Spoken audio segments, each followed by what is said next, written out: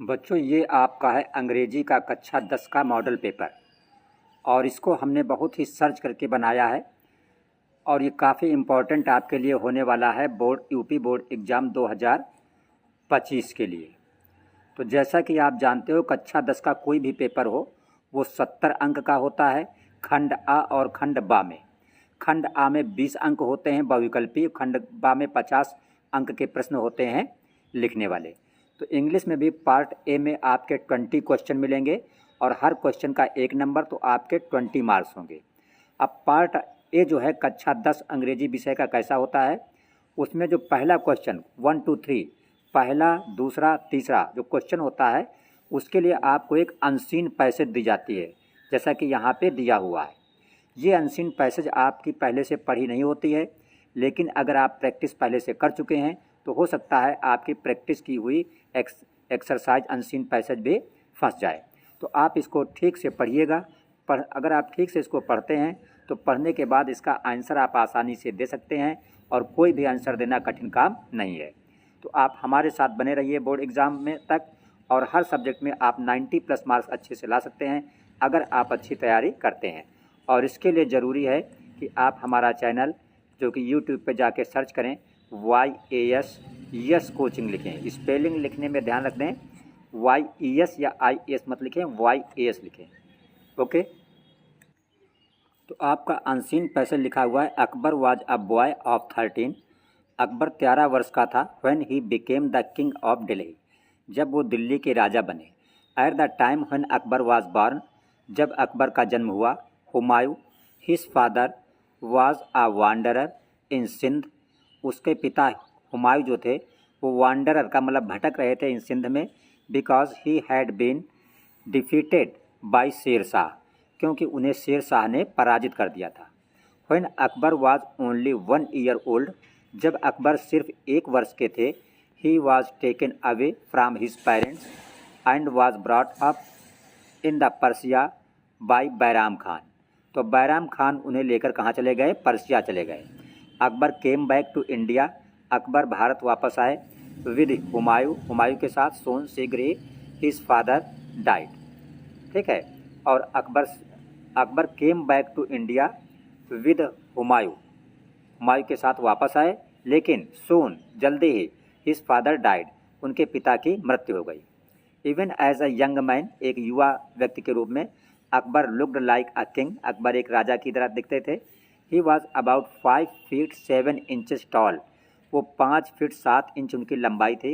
And had a strong body, शरीर मजबूत था। अ ब्रॉड चेस्ट, सीना चौड़ा था। एंड लॉन्ग आर्म्स, लंबी भुजाएँ थी।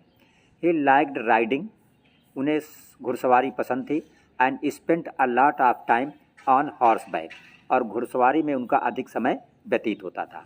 तो इसी पैराग्राफ पर आधारित ये आपके 3 क्वेश्चन हैं, इनका आप सही आंसर दे देंगे। हर क्वेश्चन का आपको 1 अंक मिलेगा और ये 3 अंक यहाँ से आपके कंप्लीट हो जाते हैं।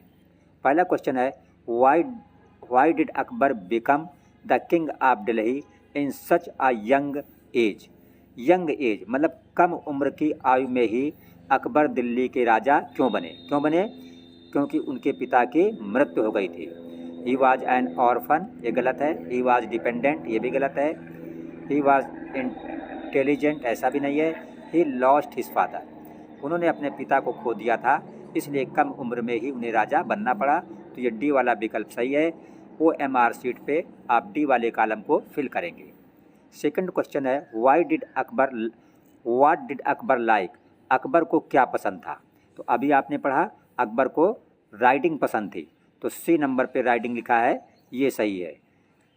A, B और D ये सब गलत है। तीसरा क्वेश्चन है, which word in the passage is opposite of narrow. Passage में, ये जो पैसेज दिया है इसमें नैरो का अपोजिट शब्द क्या है। तो बच्चों, जो नैरो है, नैरो का मतलब होता है, आप जानते हो, सकरा। हिंदी में नैरो का मतलब क्या होता है, सकरा, संकीर्ण, ठीक है। और सकरा का अपोजिट क्या होगा, चौड़ा। तो ये ब्रॉड मीन्स चौड़ा होता है, तो इसलिए बी वाला आपका इसका करेक्ट है। ये क्वेश्चन नंबर 4 से 8 तक जो होता है वो आपका ग्रामर पर आधारित होता है। प्रीपोजिशन, या करेक्ट द ऑर्डर, इस टाइप के वर्ड होते हैं। लिखा है क्वेश्चन नंबर 4 to 8, इस तरह पेपर में आपको लिखा होगा कि choose the correct option to answer the following. सही ऑप्शन चुन के आप आंसर दीजिए। तो क्वेश्चन नंबर 4 में लिखा है Mohan is taking rest, Mohan आराम कर रहा है। अ टॉल ट्री, तो अंडर की इन की अबाउट की विद इन, तो यहाँ पे अंडर फिल किया जाएगा। अंडर का मतलब होता है नीचे, तो यहाँ पे आप क्या फिल करेंगे, अंडर। बट यहाँ पे फिल नहीं करना है, आपको MR शीट मिलेगी एग्जाम में, तो आप क्वेश्चन नंबर 4 का ए वाला जो है वहाँ पे इस तरह फिल करेंगे। क्वेश्चन नंबर 5 आपका है, देखा है if you study hard you will secure a first division. अगर आप कठिन परिश्रम करोगे तो you will secure a first division, तो आपका फर्स्ट डिवीज़न आएगा। तो यहाँ पे क्या भरेंगे, विल गेट, जो बी वाला है ये बी वाला इसका करेक्ट होगा। ये आपका 6 नंबर है, लिखा है rearrange the following word clusters to make a meaningful sentence. ये आपका लिखा हुआ है, आपको सिर्फ इसका ऑर्डर सही करना है। जैसे पर लिखा द रोड, फिर ऑफ, फिर ओबे, फिर वी, फिर रूल्स, फिर द, फिर मस्ट। तो सबसे पहले क्या लगाते हैं, सब्जेक्ट, तो सबसे पहले वी आएगा। तो वी कहाँ पे है, ए को छोड़ के, ए में वी पहले नहीं है, तो ए यहीं से कैंसिल हो गया। अब बी सी डी बचा, ठीक है। अच्छा, अब वी के बाद क्या आना चाहिए, वी के बाद आना चाहिए मस्ट। पहले ये वी सब्जेक्ट हो गया, उसके बाद मस्ट।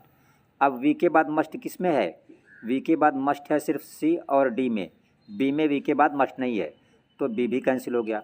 इसका मतलब अब सी और डी में कोई सही है, तो we must obey the rules, यहाँ पे है we must obey the roads, तो ये सी वाला सही है, we must obey the rules of road. इसका मतलब ये सी वाला फिल करेंगे क्वेश्चन नंबर 6 में। क्वेश्चन नंबर 7 है, लिखा है which of the following word is miss spelled. Miss spelled का मतलब जिसकी स्पेलिंग गलत हो, तो जो लिखा है DESTINGUISH, ये आपका मिस स्पेल्ड है, इसकी स्पेलिंग सही नहीं लिखी है, ये आपका ए वाला इसमें करेक्ट है।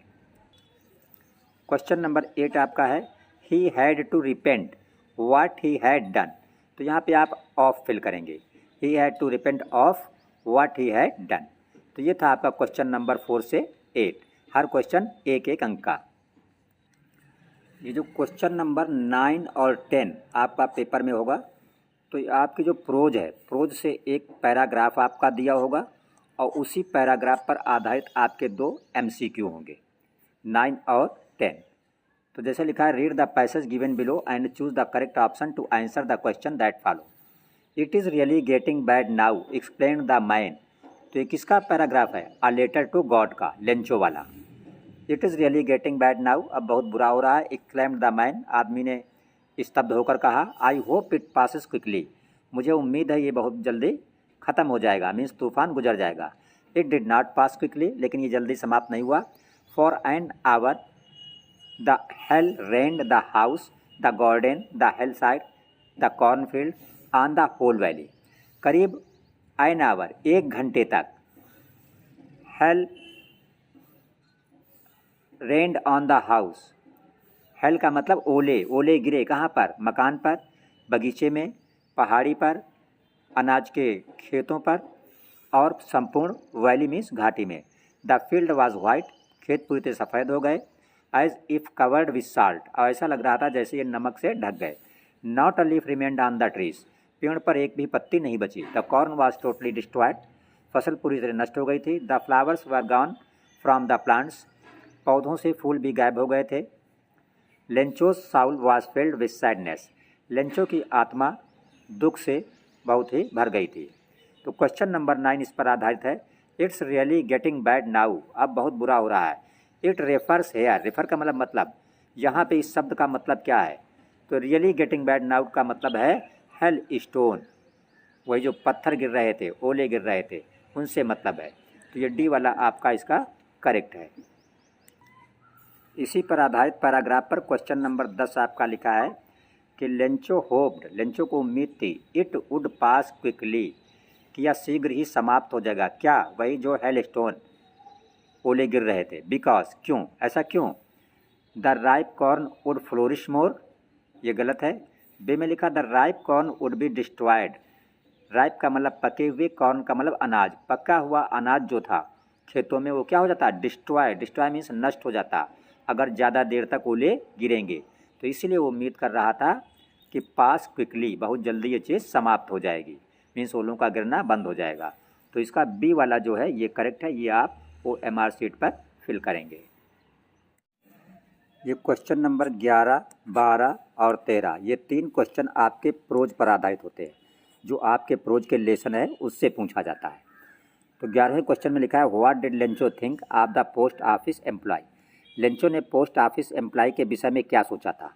तो लेंचो की नज़र में पोस्ट ऑफिस के कर्मचारी क्या थे, बेईमान थे। तो लिखा है अ बंच ऑफ क्रुक्स, बेईमानों का ग्रुप, समूह, झुंड। तो ये वाला सही है। क्वेश्चन नंबर 12 में है what began Mandela's hunger for freedom. किस चीज़ ने मंडेला के अंदर आज़ादी के प्रति हंगर, भूख पैदा कर दी। तो ए में लिखा the fact that it had already been taken away from him. इसका ये वाला करेक्ट है। क्वेश्चन नंबर 13 है who is the author of Coorg. ये कुर्ग लेसन्स का क्वेश्चन है। कुर्ग का ऑथर मीन्स लेखक कौन है। तो इसका बी वाला सही है, लोकेश ओबरॉय। ये क्वेश्चन नंबर 14 और 15 ये आपका आधारित होता है पोएट्री, पोएम पर। तो पोएम का एक पैराग्राफ दिया होता है 4 लाइन का, उसी पर आधारित आपके ये 2 क्वेश्चन 14 और 15 पूछे जाते हैं। जैसे यहाँ पे दिया है he hears the lost voice at night the patrolling cars and stairs with the brilliant eyes at the brilliant stars. तो ये जो पैराग्राफ लिया गया है ये आपका पोएम है एक, जिसका कि नाम है द टाइगर इन द जू। इस पोएम से ये पैराग्राफ लिया गया है। तो पहला क्वेश्चन है who compose the above lines. इसको किसने कंपोज किया है, मीन्स इसका पोएट कौन है, कवि कौन है। तो इसका कवि जो है the tiger in the zoo का जो कवि है वो है लेस्ले नॉरिस। तो इसका सी वाला विकल्प आपका सही है, ये आपको याद होना चाहिए। क्वेश्चन नंबर 15 आपका लिखा है what does he here at night. रात में उसने क्या सुना। तो देखिए साफ साफ यहाँ पे लिखा है the patrolling cars. Cars patrolling सुना, पेट्रोलिंग का मतलब गश्त करना। तो लिखा है पेट्रोलिंग कार्स बी में, तो इसलिए इसका बी वाला आपका सही है। तो OMR शीट पर आप 15 का बी जो है वो फिल करेंगे।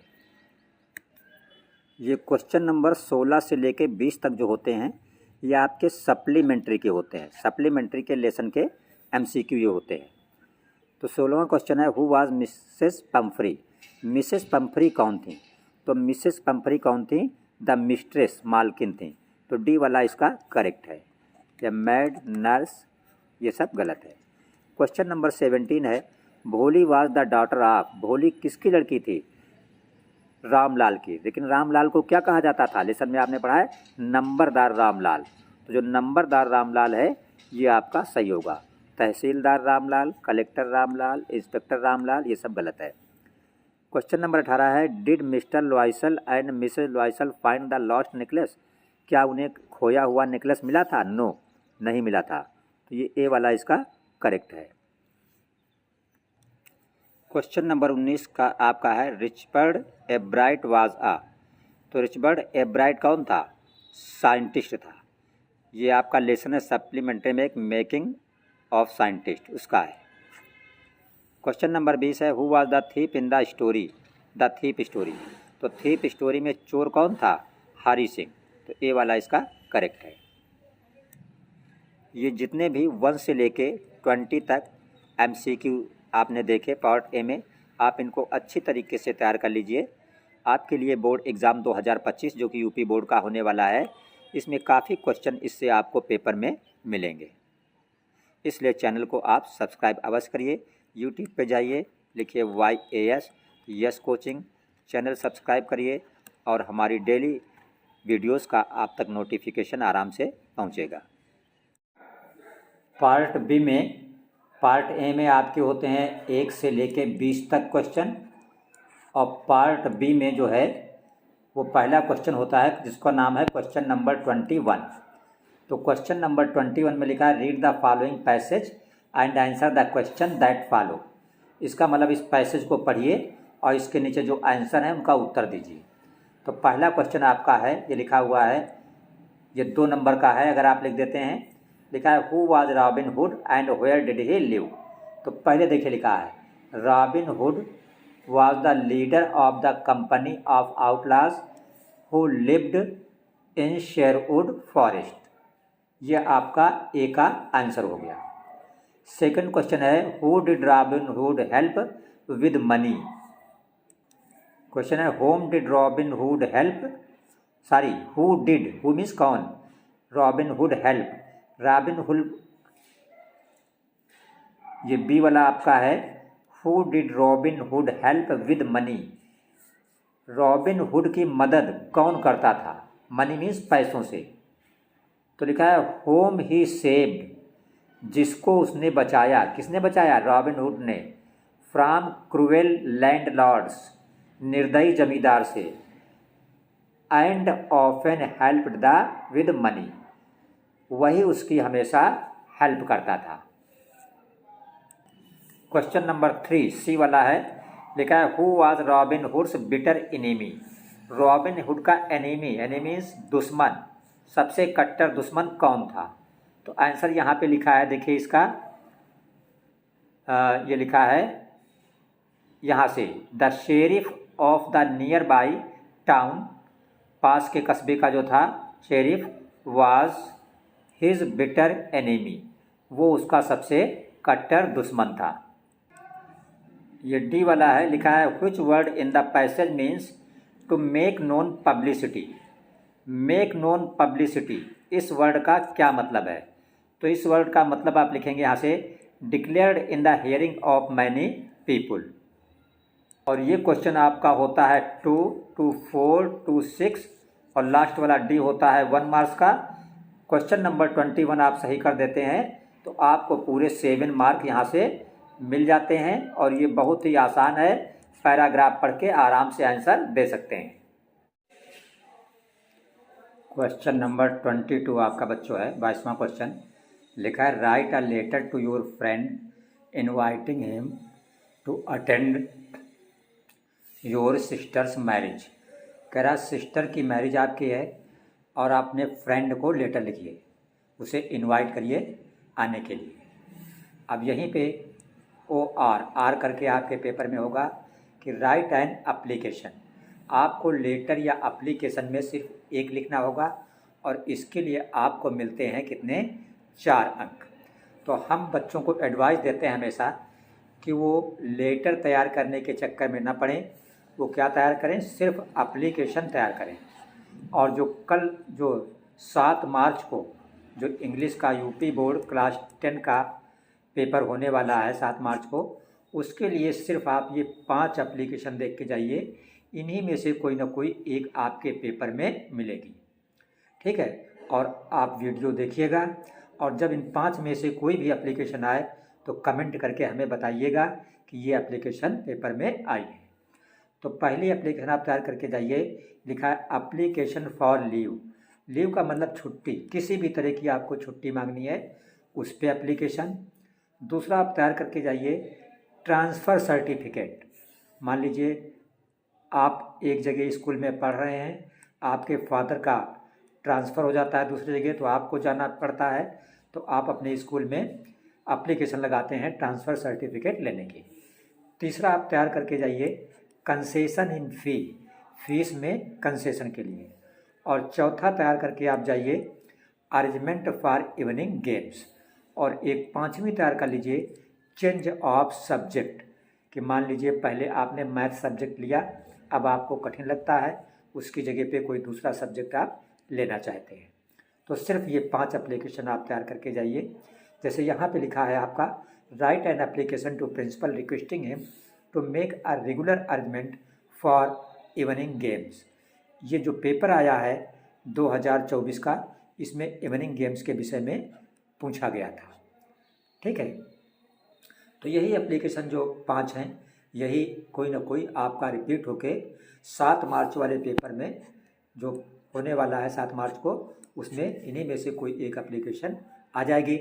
हमने 5 मोस्ट इम्पॉर्टेंट एप्लीकेशन बनाई हैं, हमारे चैनल पे जाइए जिसका कि नाम है YAS कोचिंग, सर्च कीजिए और लिखिए मोस्ट इम्पॉर्टेंट एप्लीकेशन, वहाँ से आपको ये पाँचों मिल जाएंगी। यहाँ पर हमने एक एप्लीकेशन आपको लिख दिया है। कोई भी एप्लीकेशन आए बिल्कुल आप इसी तरह लिखेंगे। कॉपी के पेपर पे सबसे पहले इधर बाईं तरफ ऊपर 2 लिखेंगे, फिर लिखेंगे द प्रिंसिपल। स्कूल का नाम जो भी लिखना वो बहुत आसान नाम लिखना, इतना कठिन नाम न लिखना जिसकी स्पेलिंग लिखने में प्रॉब्लम हो। जैसे हम लिख दिया बिल्कुल आसान नाम MJ इंटर कॉलेज, मोहल्ला लिख दिया अमीनाबाद, ब्रैकेट में LUK का मतलब लखनऊ, और डेट डाल दी। जैसे 7 मार्च को पेपर है तो हमने 2 दिन पहले की 5 मार्च, या कोई भी डेट डाल दीजिए, डेट कोई मैटर नहीं, जो भी दिल करे वो डेट आप डाल दीजिए। उसके बाद फिर क्या लिखेंगे, इसे लेफ्ट साइड में 2 के ठीक नीचे यहाँ पे क्या लिखेंगे, सर, और सर के बाद कामा लिखेंगे मोस्ट रेस्पेक्टफुली, इसका मतलब सम्मान पूर्वक। आई बेग टू से, मैं कहना चाहता हूँ, दैट कि most of the student of our class, हमारे क्लास के अधिकांश स्टूडेंट आर ईगर का मतलब होता है उत्सुक हैं टू प्ले क्रिकेट, क्रिकेट खेलने के लिए। देखिए हमने क्रिकेट डाला है, आप फुटबॉल, हॉकी कुछ भी लिख सकते हैं, लेकिन अगर क्वेश्चन में आपके लिखा है गेम का नाम, तब उस स्थिति में आप वही नाम डालेंगे जो क्वेश्चन में लिखा होगा। आगे लिखा there is no arrangement, arrangement का मतलब व्यवस्था, इन द कॉलेज, कॉलेज में कोई व्यवस्था नहीं है, ये फुल स्टॉप। उसके बाद फिर हम पैराग्राफ चेंज करेंगे और दूसरे पैराग्राफ में हम लिखेंगे, अगले पैराग्राफ में आप लिखेंगे सो आई रिक्वेस्ट यू, इसलिए मैं आपसे रिक्वेस्ट करता हूँ टू मेक गुड अरेंजमेंट, कि आप अच्छी व्यवस्था करा दीजिए for regular evening games, regular का मतलब नियमित इवनिंग गेम खेलने के लिए, फॉर प्रैक्टिस, ताकि प्रैक्टिस हम लोग अच्छी कर सकें।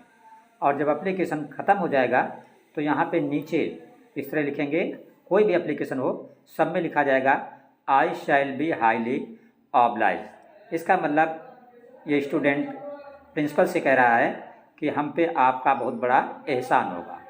और राइट साइड में नीचे लिखेंगे जहाँ पे एप्लीकेशन समाप्त होगा कि योर ओबीडेंटली, आपका आज्ञाकारी, नाम नहीं लिखते हैं, इसकी जगह पे लेटर डाल देते हैं XYZ। तो ये था आपका तरीका एप्लीकेशन लिखने का, और ये एप्लीकेशन आप तैयार करके जाइएगा 7 मार्च वाले पेपर के लिए। पेपर में आपके जो क्वेश्चन नंबर 23 होगा वो इस तरह लिखा होगा कि राइट अ रिपोर्ट, एक रिपोर्ट लिखने को आएगी किसी सब्जेक्ट पे। जैसे यहाँ पे लिखा है Diwali celebration in your village or city in about 80 to 100 words, या और करके लिखा होगा कि राइट एन आर्टिकल। तो आर्टिकल का मतलब होता है एसे, निबंध। तो हम आपको एडवाइस देते हैं, रिपोर्ट अगर आपके लिए टफ पड़े तो आप आर्टिकल जो है एसे तैयार करके जाइए, और उसके लिए सिर्फ हम आपको 5 एसे के नाम बता रहे हैं, और वही आप देख करके पेपर के लिए जाइएगा। बुक से सिर्फ आप 5 आर्टिकल पढ़ लें, 5 आर्टिकल पढ़ के जाएं। एक पढ़ लीजिए वनडे क्रिकेट मैच, इसको पढ़ लीजिए। एक दिवाली जो फेस्टिवल आपका त्यौहार होता है, इसको पढ़ लीजिए। एक पढ़ लीजिए आप इम्पोर्टेंस ऑफ ट्रीज, पेड़ों का महत्व, इसको पढ़ के जाइएगा। और एक स्कूल लाइब्रेरी, इसको पढ़ लीजिएगा। और विजिट टू अ जू, चिड़ियाघर का विजिट। ये 5 आर्टिकल सिर्फ आप इसके लिए पढ़ के जाइएगा। इन्हीं 5 में से कोई ना कोई आपका पेपर में आ जाएगा। देखिए क्वेश्चन नंबर 24 जो होता है ये ग्रामर का आता है आपका। इसमें डायरेक्ट से इनडायरेक्ट बनाना 2 नंबर का ये होगा, एक्टिव पैसिव 2 नंबर का ये होगा, पंचुएशन 2 नंबर का ये होगा, और ये ट्रांसलेशन होगा 4 नंबर का ये होगा। ये 10 नंबर का टोटल क्वेश्चन नंबर 24 आपका होता है। ABCD करके इसी तरह पार्ट होंगे पेपर में। तो ए में लिखा है rewrite the following sentence by changing into indirect speech. तो लिखा है इसको इनडायरेक्ट में बदलना है। क्या लिखा है, Mohan said to me are you writing a letter. देखिए यहाँ पे बाहर सेड है, इसका मतलब इन्वर्टेड कामा के अंदर का वाक्य चेंज होगा। हम पहचानेंगे इन्वर्टेड कामा के अंदर का वाक्य क्या है। क्वेश्चन मार्क लगा है, इसका मतलब इंट्रोगेटिव है, प्रश्नवाचक है। तो जब भी प्रश्नवाचक होता है तो सेड टू की जगह पे आस्क्ड लिखा जाता है। तो हम लिख देंगे मोहन आस्क्ड मी। ठीक है, फिर कामा इन्वर्टेड कामा हटा देंगे और कंजंक्शन लगाएंगे। तो प्रश्नवाचक चूंकि आर से शुरू है, आर हेल्पिंग वर्ब होता है, तो जब कोई प्रश्नवाचक हेल्पिंग वर्ब से शुरू होता है तो वहाँ पे कंजंक्शन ऑफ इफ लगा सकते हैं। ठीक है, उसके बाद क्या किया जाता है कि जो प्रश्नवाचक हिस्सा है, प्रश्नवाचक हिस्से को अफर्मेटिव में चेंज करके रखा जाता है। अफर्मेटिव का मतलब सबसे पहले सब्जेक्ट, फिर हेल्पिंग वर्ब, फिर मेन वर्ब। तो सब्जेक्ट यहाँ पे क्या है, यू। तो यू चेंज होता है रिपोर्टिंग वर्ब के ऑब्जेक्ट के हिसाब से। ऑब्जेक्ट क्या है, मी, तो यू चेंज होगा मी के हिसाब से, इसलिए यू की जगह पे आ जाएगा आई। और इसमें लिखा है आर। आर मतलब प्रेजेंट कंटिन्यूअस, और प्रेजेंट कंटिन्यूअस चेंज होता है पास्ट कंटिन्यूअस में। पास्ट कंटिन्यूअस की हेल्पिंग वर्ब होती है वाज वर्ब, इसलिए आई के साथ लग जाएगा was. Main verb writing, same to same उतार देंगे राइटिंग। आ लेटर, ये आपका डायरेक्ट से इनडायरेक्ट बन गया। अब ये अफर्मेटिव बन गया है तो क्वेश्चन मार्क नहीं लगेगा, फुल स्टॉप लगेगा। इसका जो है ये आंसर आप लिख देंगे। यहाँ से 2 अंक आपके कंप्लीट हो जाएंगे, पक्के हो जाएंगे। उसके बाद देखिएगा बी में आपका लिखा है change the following into passive voice. Passive में बदलना है। लिखा है people always admire the freedom fighters. तो एक्टिव से पैसिव बनाने के लिए सबसे पहला काम किया जाता है कि टेंस पहचानते हैं। तो लिखा पीपुल ऑलवेज एडमायर, लोग प्रशंसा करते हैं किसकी, फ्रीडम फाइटर्स, स्वतंत्रता सेनानियों की। तो ये प्रेजेंट इंडेफिनिट है। तो सबसे पहले फार्मूला क्या होता है एक्टिव से पैसिव बनाने का, सबसे पहले ऑब्जेक्ट लिखते हैं। ऑब्जेक्ट इसमें क्या है, द फ्रीडम फाइटर्स। तो सबसे पहले लिखेंगे, जब इसका बी वाला खंड करेंगे, सबसे पहले लिखेंगे द फ्रीडम फाइटर्स। ऑब्जेक्ट के बाद लिखा जाता है हेल्पिंग वर्ब। अब जब इंडेफिनिट होता है तो उसमें हेल्पिंग वर्ब कंटीन्यूअस की लगाई जाती है, ये रूल होता है, नियम होता है। तो ये प्रेजेंट इंडेफिनिट है तो हेल्पिंग वर्ब प्रेजेंट कंटीन्यूअस की लगाई जाती है। तो प्रेजेंट कंटीन्यूअस की हेल्पिंग वर्ब होती है is are am. Freedom fighters बहुवचन है इसलिए आर लगेगा। ऑब्जेक्ट हेल्पिंग वर्ब, फिर लगता है मेन वर्ब का थर्ड फॉर्म। तो मेन वर्ब क्या है, एडमायर। तो एडमायर का थर्ड फॉर्म हो जाएगा ADMIRE, आगे डी जोड़ देंगे। Object helping verb main verb का थर्ड फॉर्म, फिर जो बचता है तो क्या बचा अब इसमें, अब एक शब्द ये बच रहा है ऑलवेज। तो यहाँ पे लिख देंगे ऑलवेज। और जब कुछ नहीं बचता है तो बाई लगा दिया जाता है, और बाई के बाद सब्जेक्ट। तो सब्जेक्ट क्या है, पीपुल। जब पीपुल इधर से उधर जाएगा तो ये पीपुल ही रहेगा। तो इस तरह आप लिख देंगे, 2 अंक आपके यहाँ से कंप्लीट हो जाएंगे। देखिए सी में लिखा है आपका पंचुएट द फॉलोइंग। पंचुएशन का मतलब होता है कि आपको ये देखना है कहाँ पे कैपिटल लेटर का प्रयोग करना है, कहाँ पे आपको कामा लगाना है, कहाँ पे इन्वर्टेड कामा लगाना है, कहाँ पे फुल स्टॉप लगाना है। तो जैसे लिखा है ही सेड टू मी। तो देखिए कोई भी वाक्य हो उसका पहला लेटर कैपिटल होता है, यहाँ एच स्मॉल है, तो ही जब हम लिखेंगे तो ये एच क्या कर देंगे, कैपिटल, ऐसे। फिर आगे सेड टू मी लगा देंगे, फिर कामा लगाएंगे, इन्वर्टेड कामा, आई कैपिटल हो जाएगा, I am going to. Delhi एक शहर का नाम है, कोई भी शहर हो उसका पहला लेटर कैपिटल होता है, इसलिए इस डी को क्या कर देंगे, कैपिटल। तो वही हमने यहाँ पे कैपिटल बना दिया, दिल्ली। आगे सब कुछ वही, टू सी योर अलाइंग मदर्स, ये आप कर देंगे, आपके 2 अंक यहाँ से भी कंप्लीट हो जाएंगे। इसका जो डी पार्ट है वो ट्रांसलेशन होता है। यहाँ पे लिखा है प्रयागराज एक प्रसिद्ध नगर है। तो इसको इंग्लिश में बोलोगे Prayagraj is a famous city. फिर लिखा है इसका एक गौरवशाली इतिहास है, आप लिखेंगे इट हैज़ ट्रेमेंडस हिस्ट्री। फिर ये गंगा और यमुना का संगम है, आप लिखोगे it is the place of the Ganga and Yamuna. लिखा है यहाँ उत्तर प्रदेश का उच्च न्यायालय है, इट इज़ यूपीज हाई कोर्ट। आखिरी वाक्य है ये एक स्वच्छ एवं सुंदर नगर है, आप इंग्लिश में लिखोगे it is a clean and beautiful city. इतना आप कर देंगे, यहाँ से आपके 4 अंक कंप्लीट हो जाएंगे। क्वेश्चन नंबर 24 पूरा 10 मार्क्स का आपका होता है। क्वेश्चन नंबर 25 आपका जो है 3 + 3 = 6 मार्क्स का ये क्वेश्चन पूरा होता है। यहाँ पे होता क्या है, प्रोज के 60 क्वेश्चन होते हैं जिनका आंसर आपको 30-40 वर्ड्स में देना होता है। तो जैसे क्वेश्चन पेपर में जब आपको मिलेगा इस तरह, पहले क्वेश्चन में भी 2 होंगे, आर करके आपको 1 करना होगा, और बी वाले में भी 2 होंगे, 1 करना होगा। जैसे ए में लिखा है 25 के ए में what according to Mandela is true freedom, Mandela के अनुसार सच्ची आज़ादी क्या है, और करके लिखा होगा from home have the inhabitants of Coorg descendant as per the legend. इन 2 में से आपको एक आंसर लिखना होगा, इसके आपको 3 अंक मिलेंगे। बी में लिखा है वाई वाज किसा गोमती सैड, किसा गोमती दुखी क्यों थी, what did she do in her hour of grief, दुख के समय उसने क्या किया, चाहे इसका आंसर आप दीजिए। आर करके लिखा होगा why was Lencho angry when he receive the letter, Lencho नाराज क्यों था जब उसने लेटर खोला।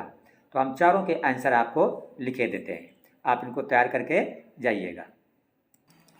ये हमने इसका आंसर लिख दिया है। लिखा है question what according to Mandela is true freedom, Mandela के अनुसार सच्ची आज़ादी क्या है। तो आप आंसर लिखेंगे true freedom is not only physical freedom, सिर्फ बाहरी आज़ादी नहीं है दिखावटी, it is the presence of dignity, सम्मान होना चाहिए, डिग्निटी सबका जो है रेस्पेक्ट हो, श्रेष्ठता बनी रहे, रेस्पेक्ट सम्मान हो, एबिलिटी टू लिव और जीने का हक मिले वंस हर किसी को, लाइफ जीवन में विदाउट फियर बिना डर के, अगर हम बिना डर के अपनी ज़िंदगी गुजार सकते हैं और हमें सम्मान प्राप्त है, हमें इज्जत प्राप्त है, यही सच्ची मानों में आज़ादी है। देखिए आपका जो ये था from home have the inhabitants of Coorg descended as per the legend, Coorg जो है वो किसके उत्तराधिकारी थे, इनहेबिटेंट्स। तो इसका आंसर आप लिखेंगे according to the legend the inhabitants of Coorg are believed to have descended from either the Greeks और द अरब्स। ये इनहेबिटेंट्स है, ठीक है, ये पूरा आपका इसका आंसर कंप्लीट हो गया। देखिए बी वाले पार्ट में 2 क्वेश्चन होंगे, आपको एक का आंसर देना होगा। जैसे पहले लिखा है व्हाई वाज किसा गौतमी सैड, किसा गौतमी दुखी क्यों थी, तो दुखी इसलिए थी क्योंकि उसका इकलौता लड़का मर गया था। What did she do in her hour of grief, दुख के समय उसने क्या किया, तो दुख के समय वो महात्मा बुद्ध के पास गई थी कि आप कुछ ऐसा करिए कि मेरे लड़के की ज़िंदगी वापस आ जाए। वही यहाँ पे आंसर हमने लिखा है कि Kisa Gotami sad because her only son died in her hour of grief, grief का मतलब होता है दुख, she shout help from the Buddha to bring her son back to life. और सेकंड क्वेश्चन इसी में लिखा है why was Lencho angry when he received the letter, Lencho नाराज क्यों था जब उसे लेटर मिला। तो आंसर आप लिखेंगे Lencho asked for 100 pesos, Lencho ने पत्र में 100 पीसोस के लिए लिखा था, but there was only 70 pesos, जब उसने लिफाफा खोला सिर्फ 70 पीसोस निकले। ही थॉट, उसने सोचा कि post office employees are bunch of crooks, कि पोस्ट ऑफिस के जो कर्मचारी हैं वो क्या हैं, बेईमान हैं। सो ही वाज एंग्री, इसलिए वो नाराज़ था। तो क्वेश्चन नंबर आपका जो 25 है, इसमें ए और बी करके 2 होंगे पार्ट। ए में 2 क्वेश्चन होंगे, आपको 1 करना होगा। बी में 2 क्वेश्चन होंगे, आपको सिर्फ 1 का आंसर देना होगा, और ये आपका 3 + 3 = 6 मार्क्स का होगा। क्वेश्चन नंबर 26 ये भी आपका प्रोज से होगा। इसमें ए और बी करके 2 दिए होंगे, आपको सिर्फ एक करना होगा और ये 60 वर्ड्स में नियर अबाउट लिखना होगा और इसके आपको 4 मार्क्स दिए जाएंगे। जैसे ए में लिखा है right a character sketch of Lencho, आपको लेंचो का करेक्टर लिखना है, ये लेटर टू गॉड का क्वेश्चन है। बी में लिखा है why did Anne Frank maintaining a diary, Anne Frank जो है वो डायरी क्यों मेंटेन करती थी। इन दो में से आप किसी एक का आंसर जो है वो लिख देंगे। क्वेश्चन नंबर 27 ये आपका 3 मार्क्स का होगा। इसमें लिखा होगा why does the poet hold with those who favour fire. ये पोएट्री का एक क्वेश्चन होगा, आप इसके चक्कर में मत पड़िएगा। इसकी जगह पे और करके लिखा होगा कि right 4 lines of any poem. तो अपनी बुक से आप कोई भी 4 लाइन्स याद कर लीजिए, उन्हीं को आप आराम से लिख देना।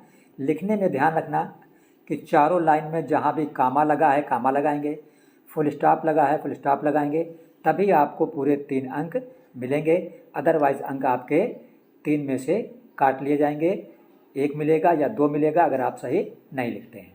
तो कोशिश कीजिएगा इस तरह तैयार कीजिएगा चारों लाइनें कि ध्यान रखना कहाँ पे कामा लगा है कहाँ पे फुल स्टॉप लगा है, और ऐसी 4 लाइनें तैयार करना जिसमें कामा वगैरह कम लगे हों, ताकि आपका कामा लगाने का झंझट ही ना हो जाता। क्वेश्चन नंबर 28 आपका पेपर में होगा, लिखा होगा right the central idea of any of the following poems, और ये आपका 3 नंबर का होगा। तो इसके लिए सेंट्रल आइडिया के सिर्फ आप 4 कविताओं का सेंट्रल आइडिया तैयार करके जाइएगा। डस्ट ऑफ स्नो का, फायर एंड आइस का, टाइगर इन द जू का, how to tell wild animal. आपका 100% इन्हीं 4 में से कोई एक सेंट्रल आइडिया कल के 7 मार्च वाले पेपर में आ जाएगा, जो कि 7 मार्च को इंग्लिश का पेपर है आपका। क्वेश्चन नंबर 29 जो है ये आपका सप्लीमेंट्री से होगा, और यहाँ पे ए और बी करके 2 दिए होंगे, आपको सिर्फ एक करना होगा। जैसे लिखा है what was the only way to save Tricky, Tricky को बचाने का एकमात्र रास्ता क्या था। चाहे ये कर दीजिए who were the important people in Ebright's life and why, scientist Ebright की ज़िंदगी में जो इम्पोर्टेंट लोग थे वो कौन थे। इन 2 में से किसी एक का आपको लिखना होगा। हमने ये क्वेश्चन आंसर ऑलरेडी करा रखे हैं, आप वहाँ से देख सकते हैं, या आपके पास हो तो आप खुद जो पहले से आप याद किए हुए हैं इनको जहाँ से आपने पहले से याद कर रखा है उसी को रिवाइज कर लो, क्योंकि नया याद करोगे नए तरीके से तो आपको प्रॉब्लम हो सकती है। क्वेश्चन नंबर 30 जो है यह भी आपका होगा सप्लीमेंट्री से, ये 4 नंबर का होगा, लॉन्ग क्वेश्चन होगा। यहाँ भी आपको 2 दिए होंगे, एक करना होगा। जैसे ए में लिखा है right a character sketch of Hari Singh, Hari Singh का चरित्र चित्रण लिखिए। ये जो लेसन आपका सप्लीमेंट्री में है थीप स्टोरी उसका क्वेश्चन है। बी में लिखा है give a character sketch of Richard एब्राइट, Richard एब्राइट का चरित्र चित्रण कीजिए।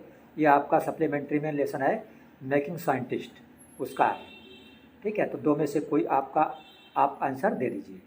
तो आई होप आप इसको अच्छी तरीके से तैयार कर लीजिए, अपने फ्रेंड को शेयर कीजिए, चैनल को सब्सक्राइब कीजिए, और डेली शाम 7 बजे हमारे चैनल यस कोचिंग पे आप विजिट करिए। वहाँ पे एग्ज़ाम संबंधी जानकारी और हर नई जानकारी आपको मिलते रहेगी।